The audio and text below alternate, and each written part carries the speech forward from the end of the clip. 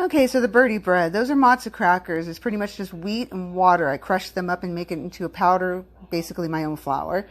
And we got popcorn here, a little bit of popcorn, a little bit of hemp seed, dry ingredients. That's a little bit of ginger in there and some cinnamon.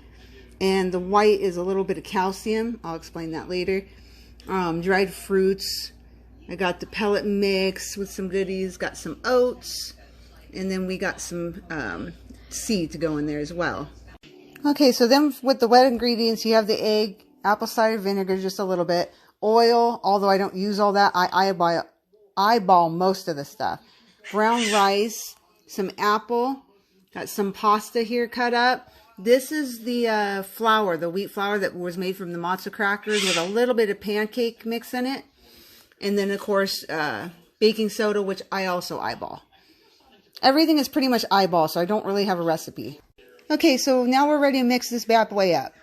Okay, couple questions. You're going to ask why the calcium powder. I put a little bit in there only because a lot of people will do the eggs and they'll put the eggshells and crush them up and put it in their Birdie Bread.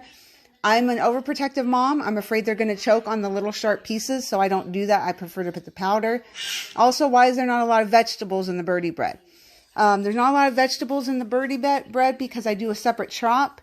And then I freeze this and take it out for the week. And I'm afraid that the vegetables won't sit real well in the refrigerator. And then the only vegetable I do put in here because they love it, but they can't have a lot of it is, let me get the bag. Hold on. This stuff here. I can't say the name of it. That's why I'm showing you the bag.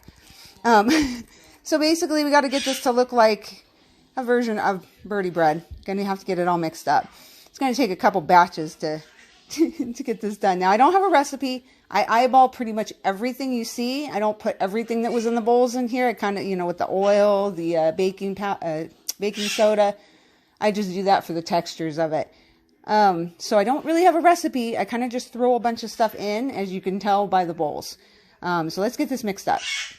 Okay, so now we got it all mixed up, and now it's got to go into the pans. Use basically the 9x9, 8x8. It depends. It depends on how thick you want it. And no, I'm not worried about shooting a video on TikTok with my stove dirty.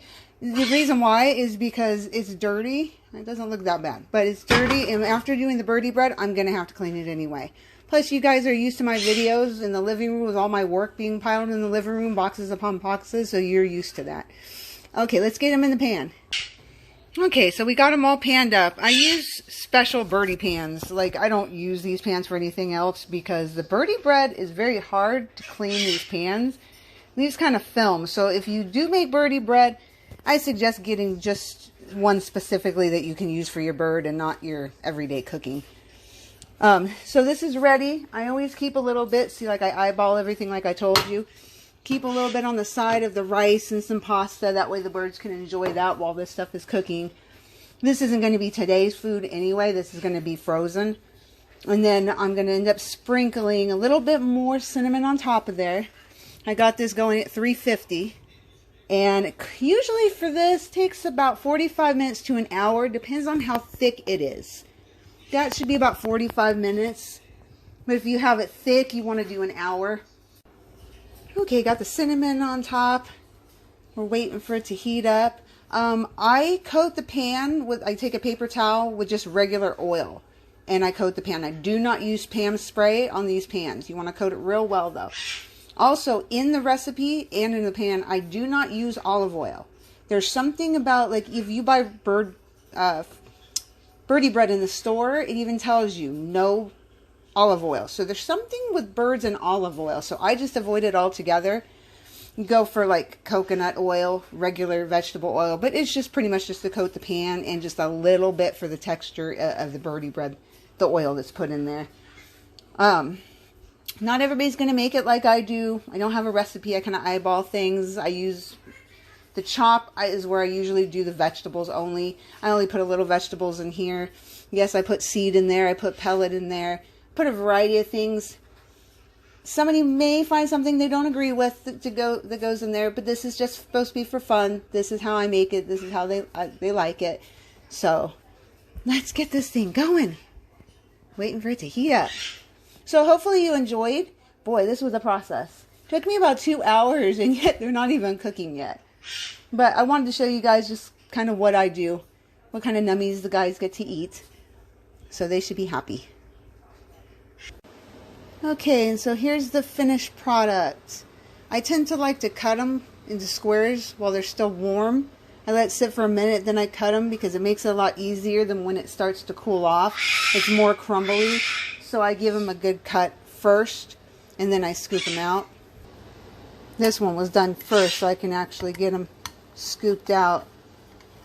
See, if you coat it real well with oil, you don't have too much of a problem getting it out of the pan. And then I put them on a, well, as you can tell, you got to make sure you cut them real good. Yeah, see, they start to break apart. I get them onto a plate, and then I let them cool the rest of the way before freezing them. Hey, it may not look pretty, but the birds love it. So, basically, I can't really do stuff one-handed. But, I mean, you get the idea. Once they cool off, put them on a plate, let them cool off a little bit more before throwing them in the freezer. That keeps it from, you know, getting steamy in the bag. And the more steamy it is in the bag when you put it in the freezer, the more quick you'll get freezer burn, and you don't want freezer burn. All right, all done.